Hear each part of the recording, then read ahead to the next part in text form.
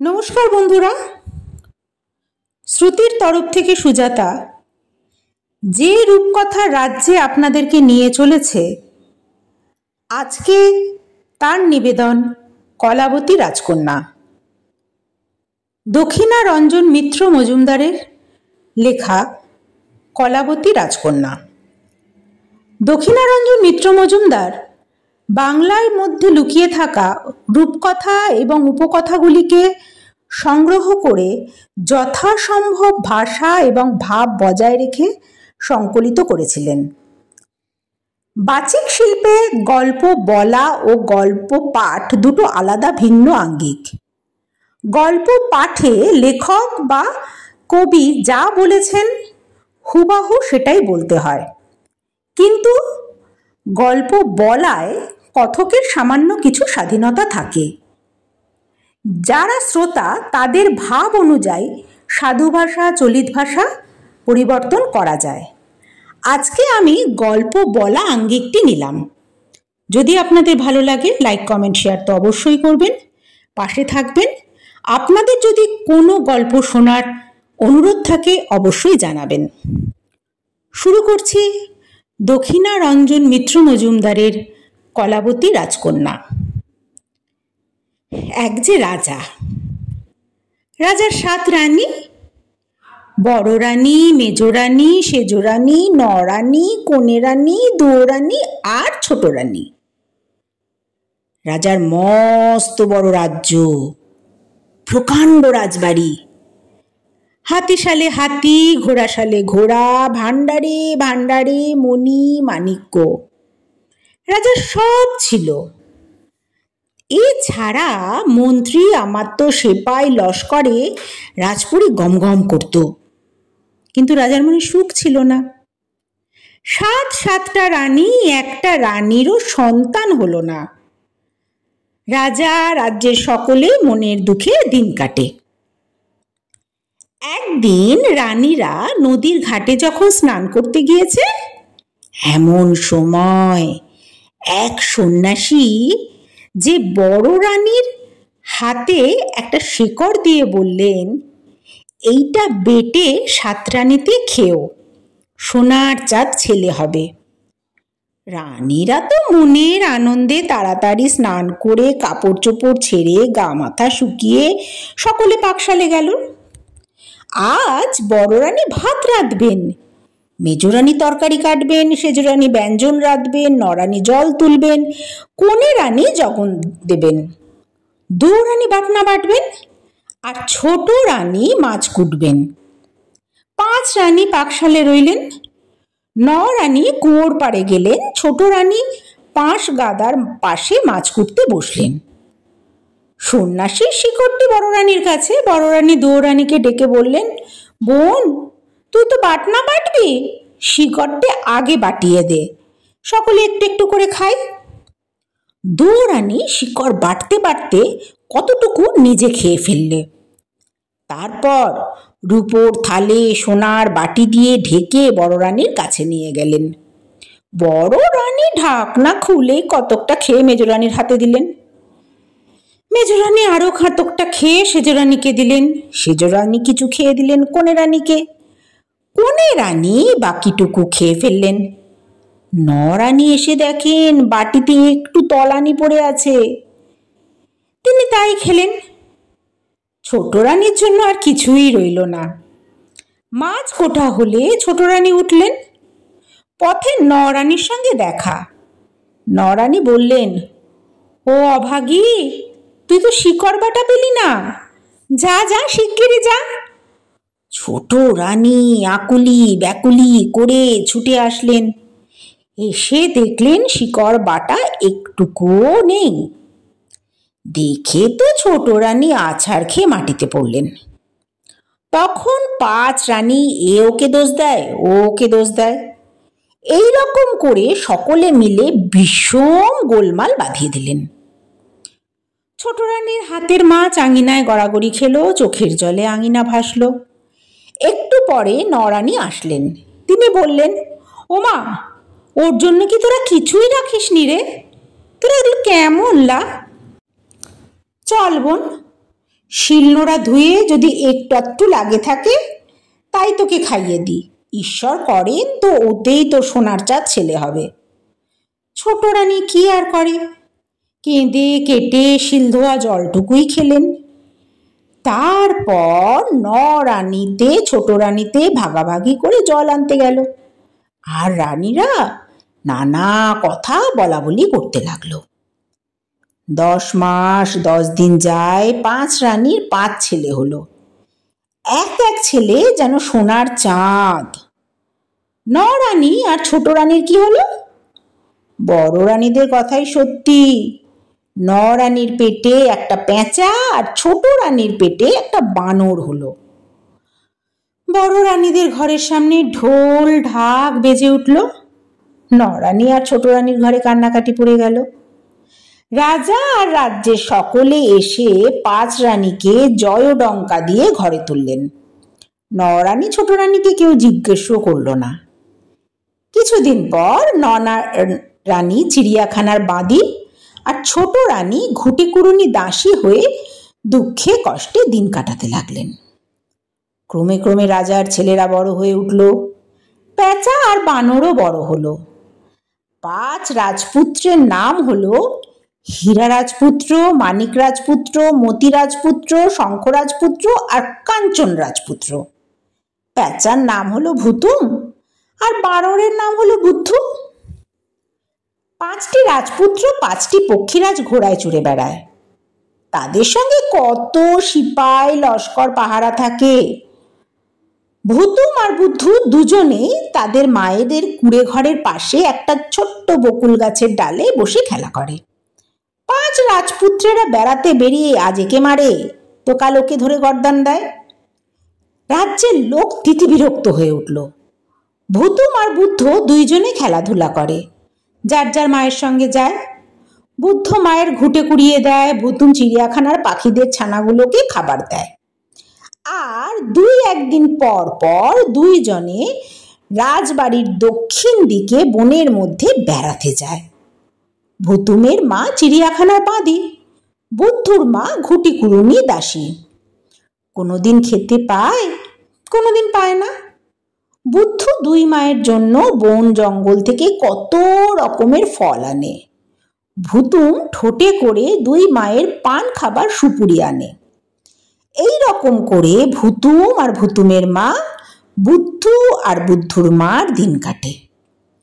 একদিন 5 রাজপুত্র পক্ষীরাজ ঘোড়া ছুটিয়ে চিড়িয়াখানা দেখতে আসলো। আসার পথে দেখলো একটা পেঁচা আর একটা বানর বকুল গাছে বসে আছে। দেখেই তারা সিপাই লস্করকে হুকুম দিল, ওই পেঁচা আর বানরটিকে ধরো, আমরা ওদেরকে পুষবো। অমনি সিপাই লস্করেরা বকুল গাছে জাল ফেললো। ভুতুম আর বুদ্ধু জাল ছিঁড়তে পারল না, তারা ধরা পড়ল। রাজপুত্রদের সঙ্গে রাজপুরীতে আসলো। চিড়িয়াখানা পরিষ্কার করে ভুতুমের মা এসে দেখে ভুতুম নাই। ঘুঁটে কুড়িয়ে বুদ্ধুর মা এসে দেখে বুদ্ধুও নাই। ভুতুমের মা হাতের জাটা মাটিতে ফেলে কাঁদতে লাগলো। বুদ্ধুর মা গোবরের ঝাঁটা ছুঁড়ে ফেলে দিয়ে আছাড় খেয়ে পড়ল। রাজপুরীতে এসে ভুতুম আর বুদ্ধু তো অবাক। মস্ত মস্ত দালান, হাতি ঘোড়া সিপাই লস্কর কত কি দেখে, আর তারা ভাবে, বাহ, তবে আমরা বকুল গাছে থাকি কেন, মায়েরাই বা কুড়ে ঘরে থাকে কেন? ভেবে ভেবে তারা বলল, ও ভাই রাজপুত্র, আমাদেরকে তো এনেছো, আমাদের মাদেরকেও নিয়ে এসো। রাজপুত্ররা বলল, বাহ, এরা তো বেশ মানুষের মতন কথা কয়। তখন বলল, বেশ বেশ, তোদের মায়েরা কোথায় বল, এনে চিড়িয়াখানায় রাখি। ভুতুম বলল, চিড়িয়াখানার বাঁধি আমার মা। বুদ্ধু বলল, ঘুটিকুরুনি দাসী আমার মা।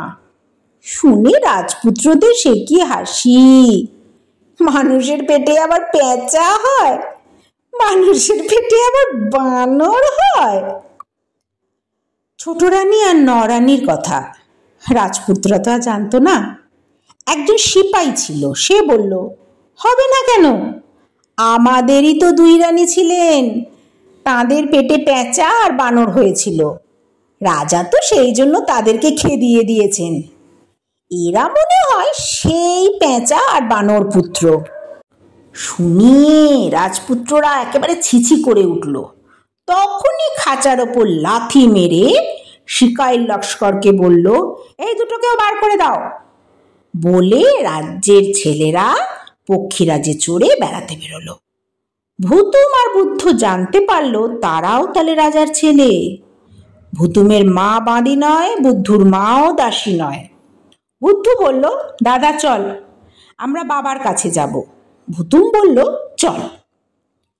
সোনার খাটে গা, রূপোর খাটে পা রেখে রাজপুরীর মধ্যে 5 রানীতে বসে সিটিপাটি করছিল। এক দাসী এসে খবর দিল, নদীর ঘাটে এক সুপক্ষী নৌকা এসেছে, তার রূপোর বৈঠা হীরার হাল, নায়ের মধ্যে মেঘ বরণ চুল কুঁজ বরণ কন্যা বসে আছে, সোনার সুখের সাথে কথা বলছে। অমনি ঘাটের ধারে পাহারা বসলো। রানীরা ওঠে কি পরে, কে আগে কে পিছে, সুপঙ্খী নায়ে কুচ বরণ কন্যা দেখতে চলল। তখন সুপঙ্খী নায়ে পাল উড়ে গেছে, সুপঙ্খী নাও তরতর করে ছুটে চলেছে। রানীরা বললেন, কুচবরণ কন্যা মেঘ বরণ চুল, নিয়া যাও কন্যা মতির ফুল। নৌকা হতে কুচবরণ কন্যা বললেন, মতির ফুল সে বড় দূর, তোমার পুত্র পাঠাইও কলাবতীর পুর, হাটের সওদা ঢোল ডগরে গাছের পাতে ফল, 3 বুড়ির রাজ্য ছেড়ে রাঙা নদীর জল। বলতে বলতে সুপঙ্খী নৌকা তো অনেক দূর চলে গেল। রানীরা সকলে বললেন, কোন দেশে রাজকন্যা, কোন দেশে ঘর, সোনার চাঁদ ছেলে আমার তোমার বর। তখন সুপঙ্খী আরো অনেক দূরে চলে গিয়েছে। কুচবরণ কন্যা উত্তর দিলেন, কলাবতী রাজকন্যা মেঘবরণ কেশ, তোমার পুত্র পাঠাইও কলাবতীর দেশ, আনতে পারে মতির ফুল ঢোল ডগর, সেই পুত্রের বাদী হয়ে আসবো তোমার ঘর। সুপঙ্খী আর দেখা গেল না। রানীরা অমনি ছেলেদের কাছে খবর পাঠালেন, ছেলেরা পক্ষীরাজ ছুটিয়ে বাড়িতে আসলো। রাজা সকল কথা শুনে ময়ূরপঙ্খী সাজাতে হুকুম দিলেন। হুকুম দিয়ে রাজা রাজসভায় দরবার করতে গেলেন। মস্ত দরবার করে রাজা রাজসভায় বসেছেন। ভুতুম আর বুদ্ধু গিয়া সেখানে উপস্থিত হলো। দুয়ারে জিজ্ঞাসা করলো, তোমরা কে? বুদ্ধু বলল, বানর রাজপুত্র। ভুতুম বলল, পেঁচা রাজপুত্র। দুয়ারে দুয়ার ছেড়ে দিল। তখন বুদ্ধু এক লাফে গিয়ে রাজার কোলে চড়ে বসলো। ভুতুম উড়ে গিয়ে রাজার কাঁধে বসলো। রাজা চমকে উঠলেন। রাজসভায় সকলে হাঁ হাঁ করে উঠল। বুদ্ধু বলল, বাবা। ভুতুম ডাকলো, বাবা। রাজসভার সকলে চুপ। রাজার চোখ দিয়ে টস টস করে জল গড়িয়ে পড়ল। রাজা ভুতুমের গালে চুমো খেলেন। বুদ্ধুকে 2 হাত দিয়ে বকে তুলে নিলেন। তখনই রাজসভা ভাঙিয়ে দিয়ে বুদ্ধ আর ভুতুমকে নিয়ে রাজা উঠলেন। এদিকে তো সাজ রব পড়ে গেছে। 5 নিশান উড়িয়ে 5খানা ময়ূরপঙ্খী ঘাটে এসে লাগলো। রাজপুত্ররা তাতে উঠল। রানীরা হুলুধ্বনি দিয়ে 5 রাজপুত্রকে কলাবতী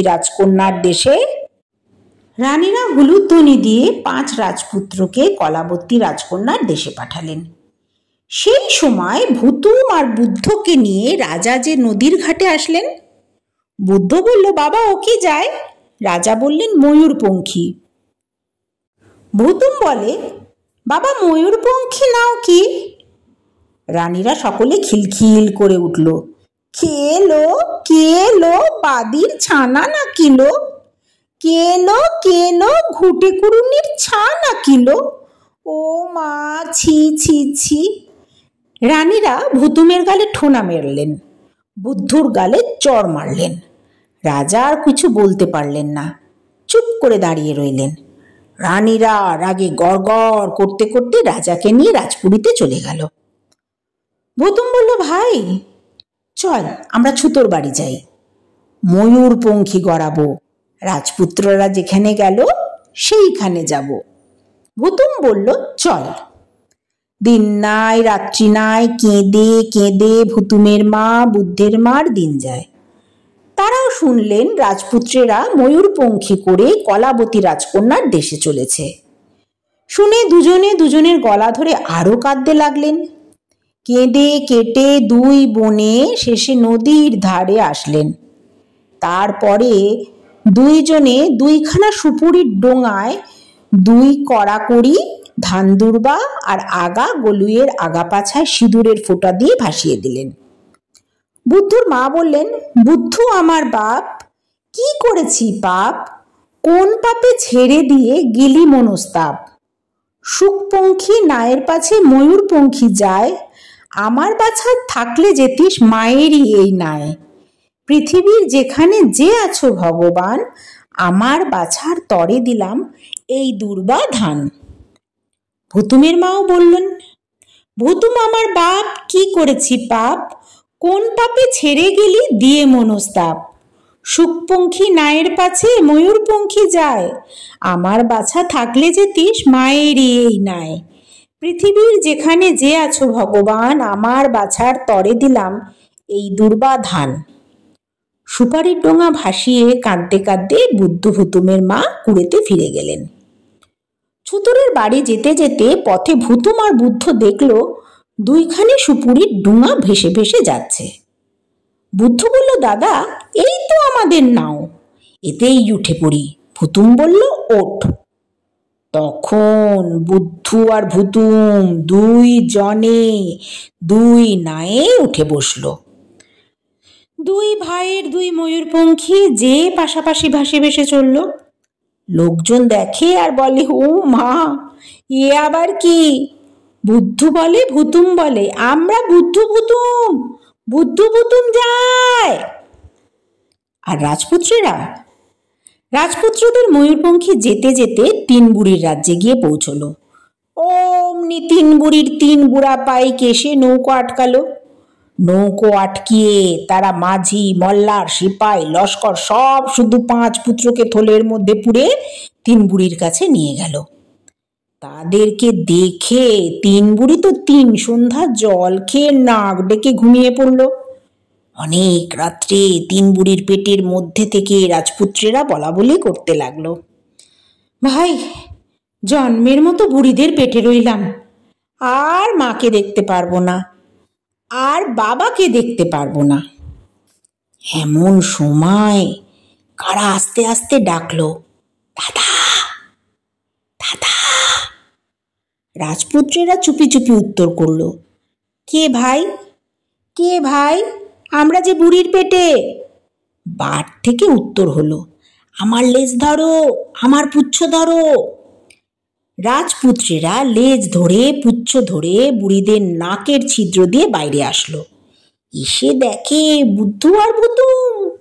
বুদ্ধু বলে, চুপ চুপ, শিগগিরই তরোয়াল দিয়ে বুড়িদের গলা কেটে ফেলো। রাজপুত্রেরা তাই করলো।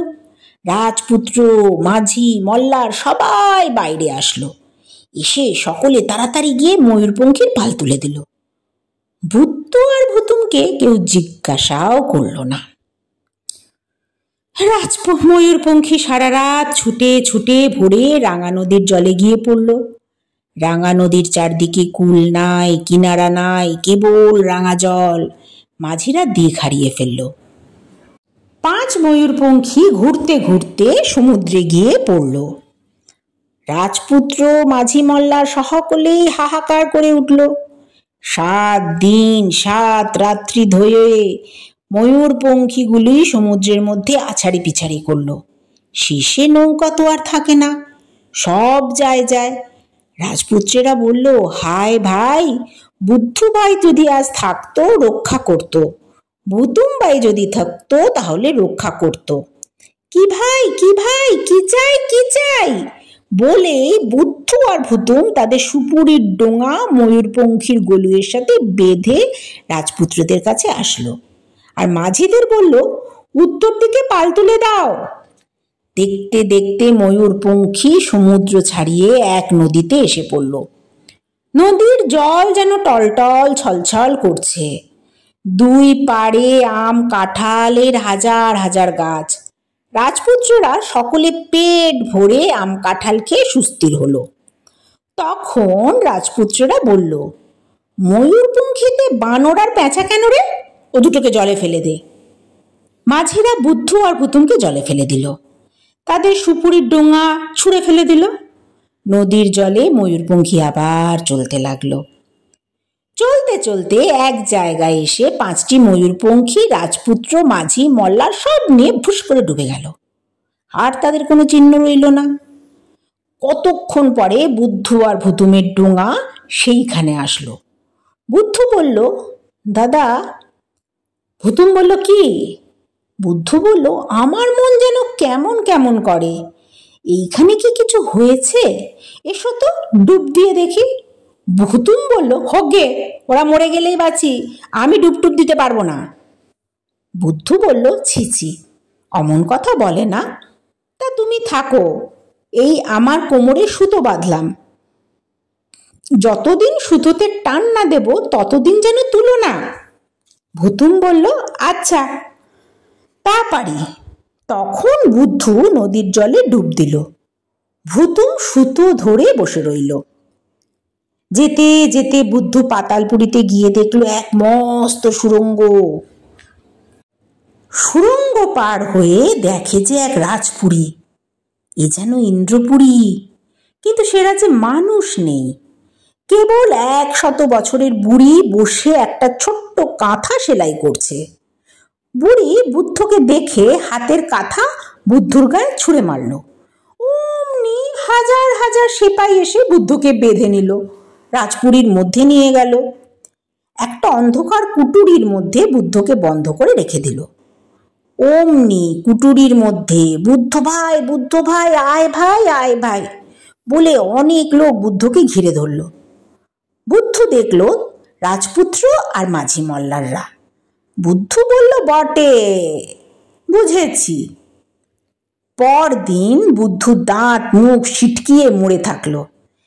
এক দাসী রাজপুত্রদেরকে নিত্যদিন খাবার দিতে আসতো। সে এসে দেখে কুঠুরির মধ্যে একটা বানর মরে পড়ে আছে। সে যাবার সময় মরা বানরটাকে ফেলে দিয়ে গেল। আর কি, তখন বুদ্ধ আস্তে আস্তে চোখ মিট করে উঠে পড়ল। না, এদিক ওদিক চাইয়া বুদ্ধ দেখল এই প্রকাণ্ড রাজপুরীতে তেতলায় মেঘ বরণ চুল কুঁচ বরণ কন্যা সোনার সুখের সাথে কথা বলছে। বুদ্ধ গাছের ডালে ডালে দালানের ছাদে ছাদে গিয়ে কুচবরণ কন্যার পেছনে দাঁড়ালো। তখন কুচবরণ কন্যা বলছিল, সোনার পাখি ওরে সুখ মিছাই গেল, রূপার বৈঠা হীরার হাল কেউ না এলো। রাজকন্যার খোপার মতির ফুল ছিল। বুদ্ধ আস্তে আস্তে মতির ফুলটা উঠিয়ে নিল। তখন সুখ বলল, কুচবরণ কন্যা মেঘবরণ চুল, কি হলো কন্যা মতির ফুল? রাজকন্যা খোপায় হাত দিয়ে দেখে ফুল নেই। সুখ বলল, কলাবতী রাজকন্যা, চিন্তা না কো আর, মাথা চুলে চেয়ে দেখো, বর তোমার। কলাবতী তো চমকে পেছনে ফিরে দেখে বানর। কলাবতীর মাথা হেঁট হলো। হাতের কাকন ছুঁড়ে ফেলে মেঘ বরণ চুলের বেনি এলিয়ে কলাবতী রাজকন্যা মাটিতে লুটিয়ে পড়ল। কিন্তু রাজকন্যা কি করবে? যখন পণ করেছিলেন যে 3 বুড়ির রাজ্য পার হয়ে রাঙা নদীর জল পাড়ি দিয়ে কাঁথা বুড়ি আর অন্ধকুটিরির হাত এড়িয়ে যে এই পুরীতে এসে মতির ফুল নিতে পারবে সেই তার স্বামী হবে। তখন রাজকন্যার কি করেন? উঠে বাঁদরের গলায় মালা দিলেন। তখন বুদ্ধ হাসিয়া বলল, রাজকন্যা তুমি কার? রাজকন্যা বললেন, আগে ছিলাম বাপের, মায়ের, তারপরে ছিলাম আমার, এখন তোমার। বুদ্ধ বলল, তবে আমার দাদা দিগকে ছেড়ে দাও, আর তুমি আমার সঙ্গে আমার বাড়িতে চলো। মাদের বড় কষ্ট, তুমি গেলে তাদের কষ্ট আর থাকবে না। রাজকন্যা বলল, এখন তুমি যা বলবে তাই করব। তা চলো, কিন্তু তুমি আমাকে তো এমনি নিতে পারবে না, আমি এই কৌটোর মধ্যে থাকি, তুমি কৌটোয় করে আমাকে নিয়ে চলো। বুদ্ধ বলল, আচ্ছা। রাজকন্যা কৌটোর ভিতর উঠলেন। অমনি সুখ পাখি তাড়াতাড়ি গিয়ে ঢোল ডগরে ঘা দিল। দেখতে দেখতে রাজপুরীর মধ্যে এক প্রকাণ্ড হাট বাজার বসে গেল। রাজকন্যার কৌটা দোকানির কৌটার সঙ্গে মিশে গেল। বুদ্ধ দেখলে এ তো বেশ, ঢোল ডগর বাজাতে বাজাতে আরম্ভ করে দিল। ঢোল ডগরের ডাইনে ঘা দিলে হাট বসে, বাঁ দিকে ঘা দিলে হাট ভেঙে যায়। বুদ্ধ চোখ বুজে বসে বসে ঢোল বাজাতে লাগলো। দোকানিরা দোকান ওঠাতে আর নামাতে, নামাতে আর ওঠাতে এক্কেবারে হয়রান হয়ে গেল, আর পারে না। তখন সকলে বলল, রাখুন রাখুন রাজকন্যার কৌটো, এই নিন, আমরা আর হাট করতে চাই না। বুদ্ধ ঢোল ডগরের বায়ে ঘা মারল, হাট ভেঙে গেল, কেবল রাজকন্যার কৌটোটি পড়ে রইল। বুদ্ধ এবার আর কিন্তু ঢোলটি ছাড়ল না, ঢোলটি কাঁধে করে কৌটোর কাছে গিয়ে বলল, রাজকন্যা রাজকন্যা, ঘুমে আছো কি? বরে নিতে ঢোল ডগর নিয়ে এসেছি। রাজকন্যা কৌটো হতে বাইরে হয়ে এসে বলল, আমার বড় ক্ষুধা পেয়েছে, গাছপাতার ফল এনে দাও, খাবো। বুদ্ধ বলল, আচ্ছা। রাজকন্যা কৌটোয় গিয়ে উঠল। বুদ্ধ ঢোল কাঁধে কৌটো হাতে গাছের পাতার ফল আনতে চলল। সেখানে গিয়ে বুদ্ধ দেখল গাছের পাতায় পাতায় কত রকমের ফল ধরে রয়েছে। দেখে বুদ্ধরও লোভ হলো, কিন্তু বাবা, এক যে অজগর গাছের গোড়ায় শোঁ শোঁ করে ফোঁস করছে। বুদ্ধ তখন আস্তে আস্তে গাছের চারদিকে ঘুরে এসে এক দৌড় দিল। তার কোমরে সুতো জড়িয়ে অজগর দুখানা হয়ে গেল কেটে। তখন বুদ্ধ গাছে উঠল, পাতার ফল পেড়ে রাজকন্যাকে ডাকল। রাজকন্যা বললেন, আর না, সব হয়েছে, এখন চলো, তোমার বাড়ি যাব। বুদ্ধ বলল, না, সব হয়নি, রাজপুত্র দাদাদের আর বুড়ির কাঁথাটি তো নিতে হবে। রাজকন্যা বলল, নিয়ে নাও। তখন 5 রাজপুত্র, মাঝি, মল্লার, ময়ূরপঙ্খী সব নিয়ে ঢোল ডগর কাঁধে, কৌটো হাতে, মতির ফুল কানে, বুড়ির কাঁথা গায়ে, বুদ্ধ গাছের পাতার ফল খেতে খেতে কোমরের সুতো টান দিল। ভূতম বুঝলো এইবার বুদ্ধ আসছে, সে সুতো টেনে টেনে তুলল। 5 রাজপুত্র, সেপাই, লস্কর, মাঝি, মল্লার, ময়ূরপঙ্খী সব নিয়ে বুদ্ধ ভেসে উঠল। ভেসে উঠে মাঝি মল্লাররা সারসার করে পাল তুলে দিল। বুদ্ধ গিয়ে ময়ূরপঙ্খীর ছাদে বসলো, পেঁচা গিয়ে ময়ূরপঙ্খীর মাছ তুলে বসলো। এবার সকলকে নিয়ে ময়ূরপঙ্খী চলল দেশে। ছাদের ওপর বুদ্ধ চোখ মিটমিট করে আর মাঝে মাঝে কৌটো খুলে কার সাথে যেন কথা বলে। হালের মাঝি রাজপুত্রদের এই খবরটা দিল। খবর পেয়ে তারা চুপ। রাত্রে সকলে ঘুমিয়ে আছে, ভুতুম আর বুদ্ধও ঘুমিয়েছে। এই সময় রাজপুত্রেরা চুপি চুপি এসে কৌটোটি সরিয়ে নিল। ঢোল ডগর শিওরে বুড়ির কাঁথা গায়ে বুদ্ধকে ধাক্কা দিয়ে জলে ফেলে দিল। ভুতুম মাছ তুলেছিল, তার বুকে তীর মারলে বুদ্ধ ভুতুম জলে পড়ে ভাসতে লাগলো। তখন কৌটো খুলতেই মেঘবরণচুন রাজকন্যা বাইরে হয়ে আসলো। রাজপুত্ররা বলল, রাজকন্যা তুমি কার? রাজকন্যা বলল, ঢোল ডগর যার। শুনে রাজপুত্ররা বলল, ও বুঝেছি, এই রাজকন্যাকে আটক কর। রাজকন্যা ময়ূরপঙ্খীর এক কুঠুরির মধ্যে আটক হয়ে রইলেন। ময়ূরপঙ্খী ঘাটে এসে লাগলো আর রাজ্যময় সাজ পড়ে গেল। রাজা আসলেন, রানীরা আসলেন, রাজ্যের সকলে নদীর ধারে আসলো। মেঘবরণ চুল কুচবরণ কন্যা রাজপুত্রের সাথে এসেছে। রানীরা ধান দুর্বা দিয়ে পঞ্চপ্রদীপ সাজিয়ে শাঁখ শঙ্খ বাজিয়ে কলাবতী রাজকন্যাকে বরণ করে ঘরে তুলল। রাজকন্যা বলল, ঢোলডগর যার? ঢোলডগর হীরা রাজপুত্রের? না। ঢোলডগর মাল্লিক রাজপুত্রের? না। ঢোলডগর মতি রাজপুত্রের? না। ঢোলডগর শঙ্খ রাজপুত্রের? না। ঢোলডগর কাঞ্চন রাজপুত্রের? না। রানীরা বললেন, তবে তোমাকে কেটে ফেলে দেবো। রাজকন্যা বলল, আমার 1 মাস ব্রত, 1 মাস পরে যা ইচ্ছে তাই করো। তাই ঠিক হলো। ভুতুমের মা বুদ্ধুর মা এতদিন কেঁদে কেটে মরমর, শেষে দুইজনে নদীর জলে ডুবে মরতে গেলেন। এমন সময় এক দিক হতে বুদ্ধু ডাকলো মা, আর এক দিক থেকে ভুতুম ডাকলো মা। দিন দুখুনি দুই মায়ে ফিরে চেয়ে দেখে বুকের ধন হারামণি বুদ্ধু এসেছে, বুকের ধন হারামণি ভুতুম এসেছে। বুদ্ধুর মা ভুতুমের মা পাগলের মতো ছুটে গিয়ে দুইজনকে বুকে নিলেন। বুদ্ধু ভুতুম কুড়ে গেল। পরদিন সেই যে ঢোলডগর ছিল, চিড়িয়াখানার বাঁধি ঘুটে কুড়ুনি দাসীর কুড়ের ঘরের কাছে মস্ত হাট বাজার বসে গিয়েছে। দেখে তো লোকে অবাক। তারপর দিন চিড়িয়াখানার বাদী ঘুটি কুড়ুনির বাড়ির চারদিকে গাছের পাতায় পাতায় ফল ধরেছে। লোকেরা দেখে তো আরো অবাক। তারপর দিন চিড়িয়াখানার বাঁধি ঘুটি কুড়ুনি দাসীর কুড়ে ঘিরে লক্ষ লক্ষ সিপাই পাহারা দিচ্ছে। দেখে লোকে তো সকলে চমকে গেল। সেই খবর গেল রাজার কাছে।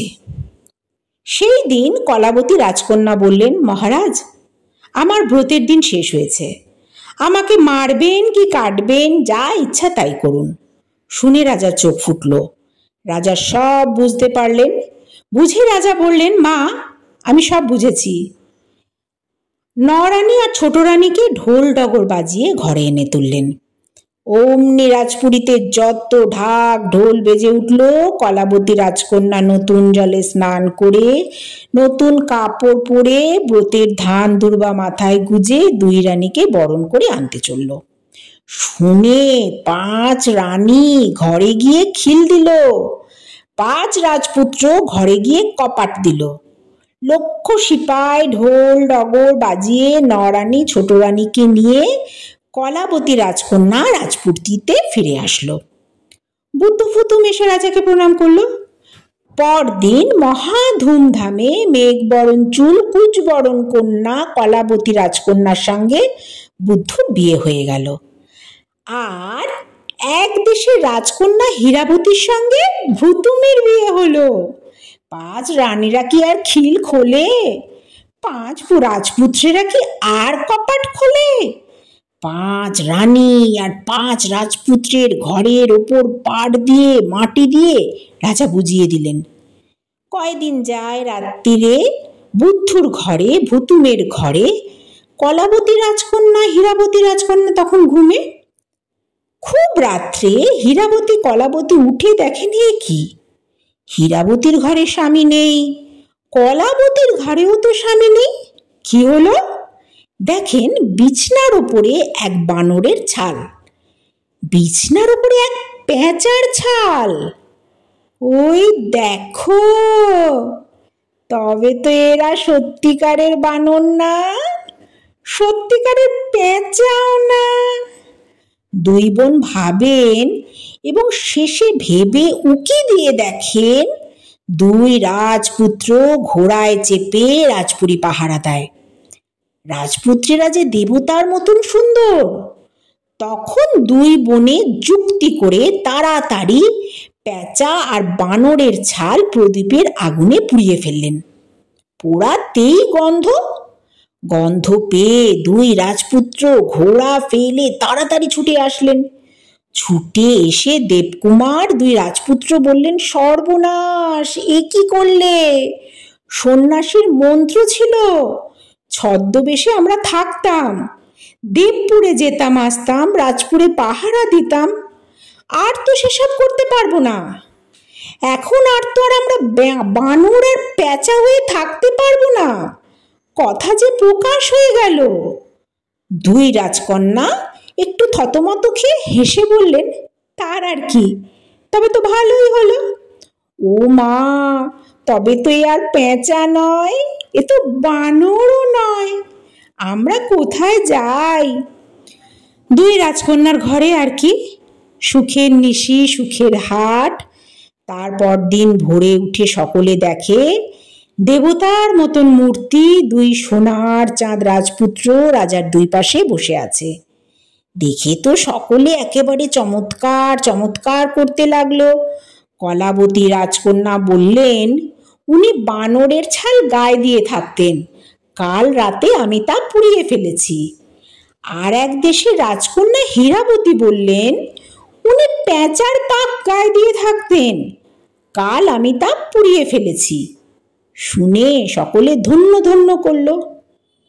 তারপর তারপর আবার কি, বুদ্ধুর নাম হলো বুধুকুমার, ভুতুমের নাম হলো রূপকুমার। রাজ্যে তো একেবারে জয় জয়কার পড়ে গেল। তারপর নরানী, ছোট রানী, বুধকুমার, রূপকুমার, কলাবতী রাজকন্যা, হীরাবতী রাজকন্যাকে নিয়ে রাজা সুখে দিন কাটাতে লাগলো। ধন্যবাদ। শেষ হলো আজকের রূপকথা কলাবতী রাজকন্যা। প্রতিটি রূপকথার মধ্যেই একটা রূপক লুকিয়ে থাকে, যেখানে অশুভ শক্তিকে পরাজিত করে শুভ শক্তি জয়লাভ করে। দেখা হচ্ছে আগামী নিবেদনে।